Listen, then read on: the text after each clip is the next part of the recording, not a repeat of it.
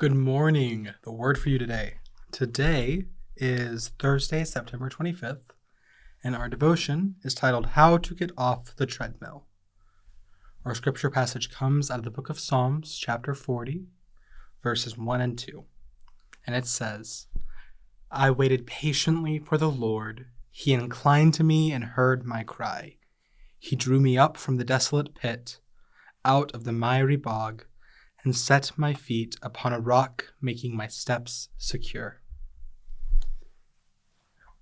Do you ever feel like a hamster running on a treadmill? This is kind of the central question that today's devotional asks. And when I first read it, I was really confused.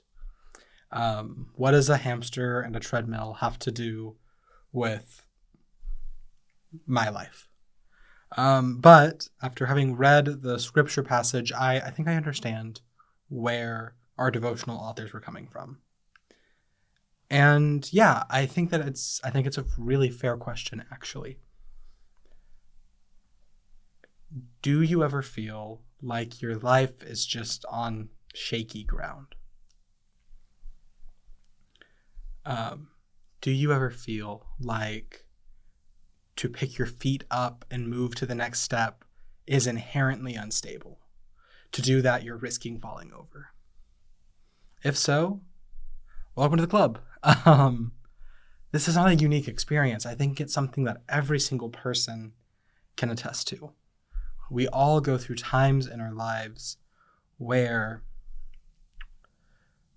it doesn't seem like we've got a really stable path to walk. And our psalmist also understood that. Our psalmist also felt that. David is our psalmist.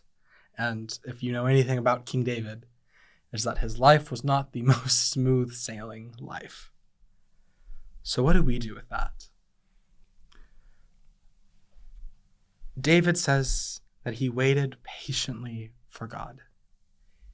Now, I can only imagine that this patient waiting wasn't probably the patience that we think. I imagine there was probably a lot of sleepless nights, a lot of, God, are you ever going to do something? But at the end of the day, I think that David stopped and said, God, I trust you will do something, and so I will wait for your goodness.